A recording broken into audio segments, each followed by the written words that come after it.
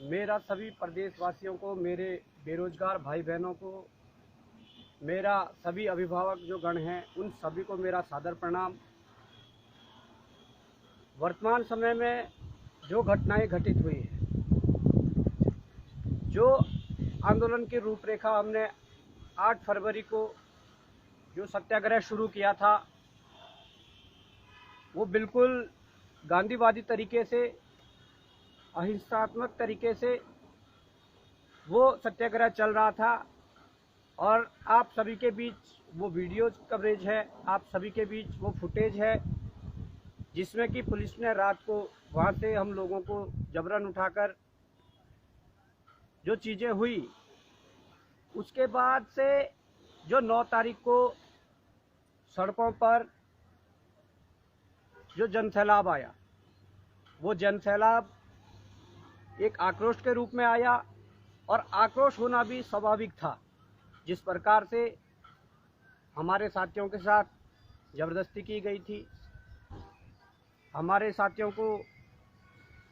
जबरन करके वहाँ से उठाया गया था, वो आक्रोश आना स्वाभाविक था। इसलिए मैं कहना चाहूँगा कि बेरोजगारी और भ्रष्टाचार की इस लड़ाई में जो प्रदेश भर से सभी छात्रों, सभी सामाजिक संगठनों, सभी सामाजिक कार्यकर्ताओं, सभी अभिभावक गणों का जो सहयोग मिला, उसके लिए मैं आप सभी का धन्यवाद ज्ञापित करना चाहता हूं। शायद मेरे पास शब्द ना हो इस धन्यवाद ज्ञापित करने के लिए, क्योंकि ये लड़ाई जिस प्रकार से देहरादून से ये चिंगारी शुरू हुई और उसके बाद मैंने देखा कि प्रदेश के हर जिले में, हर ब्लॉक में, हर तहसील में, यहाँ तक कि गांव-गांव में इस लड़ाई ने, इस चिंगारी ने आग का रूप ले लिया। और इस दौरान जो घटनाएं घटित हुई, इस दौरान हमारे संगठन के जो कुछ कार्यकर्ता थे, 13 लोगों को जेल यात्रा कराई गई और गंभीर धाराओं के तहत मुकदमे दर्ज करने की कोशिश की गई, जिस पर 307 जो अटेम्प्ट टू मर्डर। अब आप देख सकते हैं कि यहाँ पर मैं आपको थोड़ा स्पष्ट कर दूं कि हमारी कोई लड़ाई पुलिस प्रशासन से नहीं थी। अगर पुलिस प्रशासन हम पर 307 धारा के तहत मुकदमा दर्ज करना चाहती है तो उनको भी थोड़ा ये गहनता से इस पर विचार करना चाहिए था, क्योंकि हमारी पुलिस से कोई लड़ाई नहीं थी। हाँ, इस सिस्टम से लड़ाई थी और इस सिस्टम से लड़ाई आगे भी जारी रहेगी। अब बीच में जो उपद्रव आए थे, जिन्होंने पत्थरबाजी करी, जिन लोगों ने, अब वीडियोज में तो पुलिस ने उन लोगों के, कुछ लोगों को चिन्हित करके उनके फुटेज डाले हैं, उनके वीडियो डाले हैं। उसके उपरांत वहां पर कुछ लोगों ने, जो पुलिस के हाथों में जो पत्थर थे वो भी देखे गए हैं। तो ये पथराव पुलिस की ओर से हुआ या ये पथराव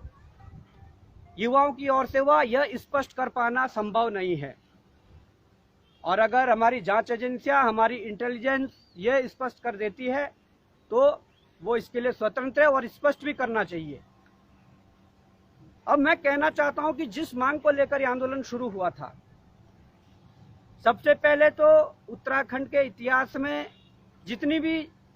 22 वर्षों में जांच एजेंसियां गठित की गई, उन जांच एजेंसियों में जब जब जांचें शुरू हुई, ये उत्तराखंड की जनता को, उत्तराखंड के बेरोजगार युवाओं को, उनके अभिभावकों को ये बात गौर से समझनी चाहिए कि जब जब भी बड़ी जांचें हुई और उन जांचों में, जांच एसआईटी की हो, एसटीएफ की हो या प्रदेश स्तर की जो जांच समितियां हैं उनकी जो जांच है, उस जांच में जब जब बड़े अधिकारी, बड़े नेता का नाम सामने आने लगा तो वो जांचें ठप पड़ने लगी। वर्तमान घटनाक्रम को देखते हुए उत्तराखंड के इतिहास में ये पहला दौर होगा जब इतने बड़े मात्रा में यहाँ पेपर लीक की घटनाएं सामने आ रही है, भ्रष्टाचार की जो घटनाएं वो सामने आ रही है।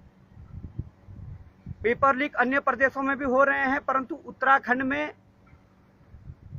आपने जिस पेपर को भी टच किया, आपने जिस पेपर में भी जांच के लिए हाथ डाले उन पेपरों में भ्रष्टाचार मिला। इसलिए हमारी जो पहली मांग थी कि उत्तराखंड में माननीय उच्च न्यायालय के मुख्य न्यायाधीश की निगरानी में सीबीआई जांच हो, वो मांग जरूरी है और वो मांग प्रदेश हित की मांग है, वो मांग छात्र हित की मांग है। इसलिए उत्तराखंड सरकार को चाहिए कि आप इस पर संज्ञान लेकर सीबीआई जांच के आदेश दे दें। मैं आपको बता दूं कि अभी हिमाचल में एक पेपर हुआ था, वो लीक हुआ पुलिस कांस्टेबल का, उसके बाद वहां पर उसकी जांच करवाई गई, वहां पर सीबीआई बुलाई गई और देहरादून में जो ये घटना घटित हुई, शायद ये नौबती नहीं आती अगर सरकार समय से ये फैसला ले लेती। और मैं कहना चाहता हूं कि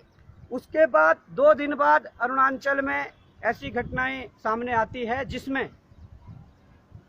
वहां के छात्र सड़क पर विरोध प्रदर्शन करने उतरते हैं। वहां भी यही घटना हुई,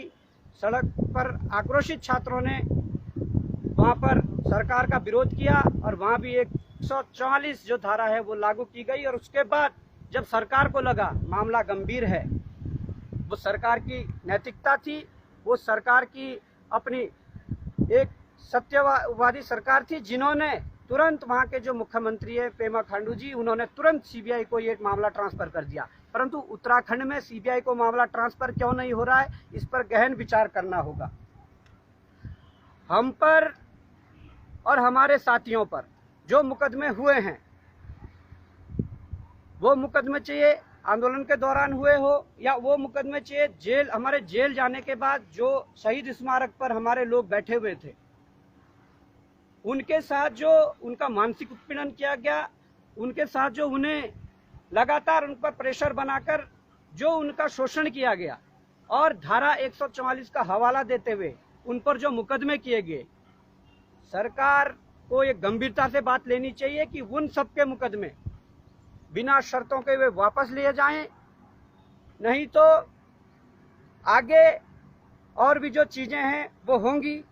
क्योंकि ये पढ़ने लिखने वाले छात्र हैं, ये अपने जायज मांग के लिए बैठे हुए थे, ये किसी राजनीतिक संगठन के जो व्यक्ति नहीं है, राजनीतिक दल के व्यक्ति नहीं थे। अपनी मांगों को लेकर, जायज मांगों को लेकर आप लोगों ने इन पर मुकदमेबाजी की, जिसका मैं पूर्ण तरीके से विरोध करता हूं, हमारा संगठन पूर्ण तरीके से विरोध करता है। शहीद स्मारक में 144 धारा लागू होने के बाद वहां पर कई 50-60 लोगों के नाम लिए गए, उन पर मुकदमों का डर दिखाया गया, उन पर मुकदमे किए गए। तो उन लोगों के मुकदमे सरकार को वापस लेने चाहिए। और मैं कहना चाहता हूं कि तमाम जो हमारे जो उत्तराखंड आंदोलनकारी मंच है, हमारी जो बार एसोसिएशन है, हमारे जो और सामाजिक कार्यकर्ता है, जिन्होंने हमारे जो साथी जेल के बाहर रहते हुए शहीद स्मारक पे जिन्होंने धरना जारी रखा हुआ था, उनका जिन लोगों ने भी सहयोग किया, उसमें तमाम सामाजिक कार्यकर्ता हैं, तमाम आंदोलनकारी हैं, तमाम और भी साथी हैं जो, उनका भी मैं एक बार दिल की गहराइयों से हार्दिक आभार करता हूं कि आप लोगों की बदौलत वो वहां पर टिक पाए, उन्होंने संघर्ष कर पाया। और वहां पर हमारी जो बहनें बैठी हुई थी, उन्होंने इतना संघर्ष किया, इतना हौसला दिखाया कि सरकार को उनके जो मांगे हैं, जो मांगे थी, जिसको लेकर वो वहां पर बैठे थे और सरकार प्रशासन उन्हें उठाना भी चाहती थी, परंतु उन्हें वहां से उठा नहीं पाए, क्योंकि वो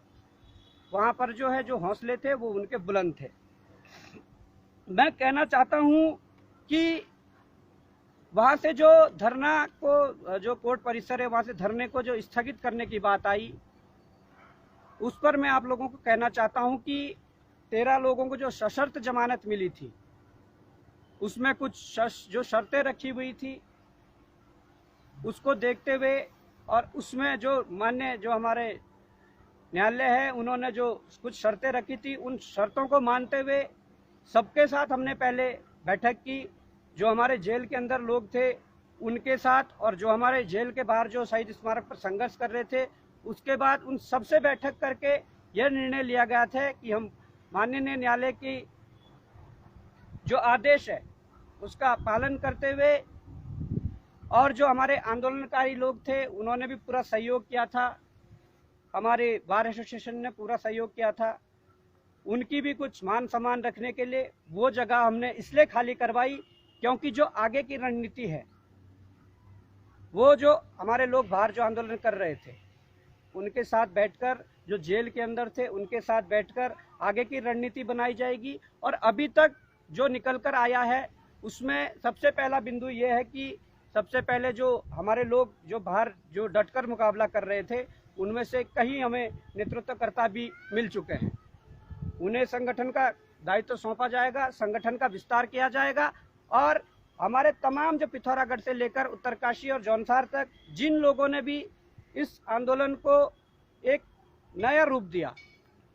गांव में रहकर या पहाड़ों के छोटे शहरों में रहकर या कहीं से भी जो आंदोलन को समर्थन दिया या आंदोलन का समर्थन जिन्होंने किया, उन सबसे बातचीत जारी है। उन सबको एक मंच पर लाकर ये आगे की रणनीति तय की जा रही है और जल्दी ही आज शाम तक या कल इन लोगों से भी बात की जाएगी जिन लोगों ने हमारे जेल जाने के बाद बाहर नेतृत्व किया। और उसके बाद जो संगठन का जो पहला निर्णय था वो यही था कि संगठन का विस्तार किया जाएगा और उसके बाद ये आंदोलन जिन मांगों के साथ खड़ा हुआ था, सीबीआई जांच वो जरूरी है। परीक्षाओं में जिन परीक्षाओं में चीजें सामने आई है, जिन परीक्षाओं में गड़बड़ियां सामने आई है, उन परीक्षाओं की जांच होना जरूरी है। वो मांगे अभी भी हमारी है और आगे भी रहेंगी। अब सरकार को हम ये कहना चाहते हैं, अगर सरकार पाक साफ है, अगर सरकार जांच करवाना चाहती है तो आप 23 तारीख को जो पीसीएस होने वाला है पहले उस पेपर को रुकवाइए, क्योंकि उस पेपर की अगर जांच नहीं हुई तो मुझे लगता है कि भविष्य में अगर कभी उसकी जांच हो गई, भविष्य में कभी ऐसा मौका मिल गया तो वहां से बहुत कुछ निकल कर आने वाला है। उस पेपर की सबसे पहले जो शुरुआत होती है प्री से, तो उसमें सील नहीं थी उस पेपर में। उसके बाद जब प्री हो जाता है और मामला कोर्ट में लंबित होता है और उसके बाद आपने उसकी अभी महिला आरक्षण का जो मुद्दा है वो शायद अभी तक स्पष्ट नहीं हो पाया है। ये तमाम जो चीजें हैं, इसलिए हम कह रहे हैं कि पहले जांच हो फिर परीक्षा हो। पटवारी की परीक्षा जरूर आपने जो जबरदस्ती करवा के जेलों में डालकर आपने पटवारी की परीक्षाएं आयोजित करवा दी, जबकि मैं आज भी कह सकता हूं बच्चों ने भले ही पटवारी की परीक्षा दे दी हो, परंतु 99.99% बच्चे चाहते थे कि परीक्षा अभी ना हो। परीक्षा वो देना चाहते थे, परंतु 12 तारीख को कतई भी परीक्षा नहीं देना चाहते थे। उसका भी अभी तक ये पता नहीं है कि जो 380 क्वेश्चन बाहर थे, क्या दोबारा पेपर उन 280 में से बना? जो 280 क्वेश्चन बचे हुए थे 380 में से, उसका भी कोई पता नहीं है। 2021 की मैं बात करूं, 4 और 5 दिसंबर को स्नातक स्तरीय परीक्षा वीडियो की परीक्षा करवाई गई। उस दौरान भी 3 दिसंबर 2021 को हमें जेल के अंदर ठूसा गया, हमें जेल के अंदर ले जाया गया और ये बात किसी से नहीं छुपी है कि 4 और 5 तारीख को किस प्रकार से सब्जी की तरह वीडियो का पेपर बेचा गया और उसके बाद हमें जेल से छोड़ा गया था। और ये बात भी किसी से नहीं छुपी है कि 9 तारीख को हमारी गिरफ्तारी हो जाती है और उसके बाद तुम पुलिस का रिजल्ट जारी करते हो, जिसके लिए हमने कहा था कि जांच होनी चाहिए। ये बात किसी से नहीं छुपी है। और हमारे जेल में अंदर रहने के बाद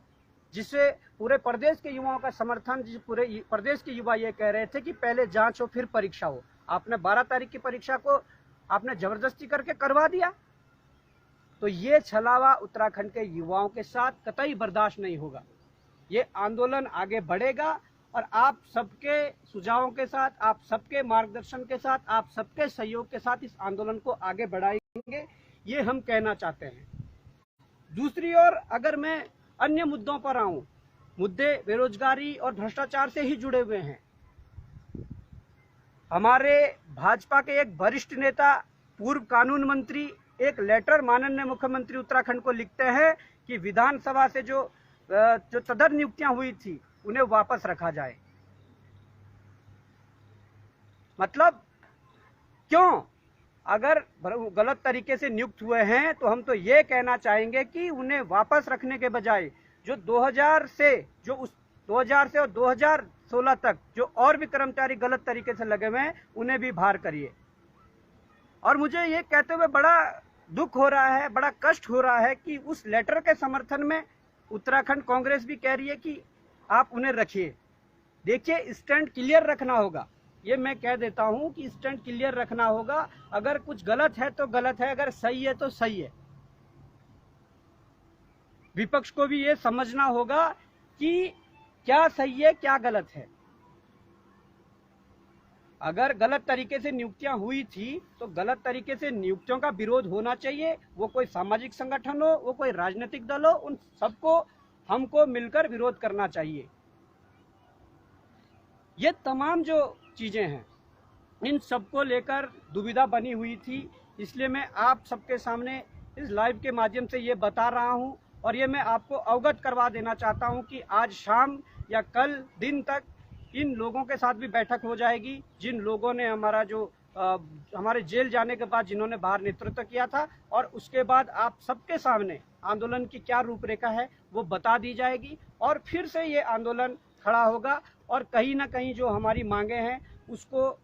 आंदोलन के तरीके से भी और लीगल पॉइंट ऑफ व्यू से भी और जिस प्रकार से भी हमें जो कदम उठाने पड़े हम उठाएंगे। और इस आंदोलन को, इस लड़ाई को अंजाम तक पहुंचाने के लिए हम बिल्कुल तत्पर है। जय हिंद, जय भारत, जय उत्तराखंड।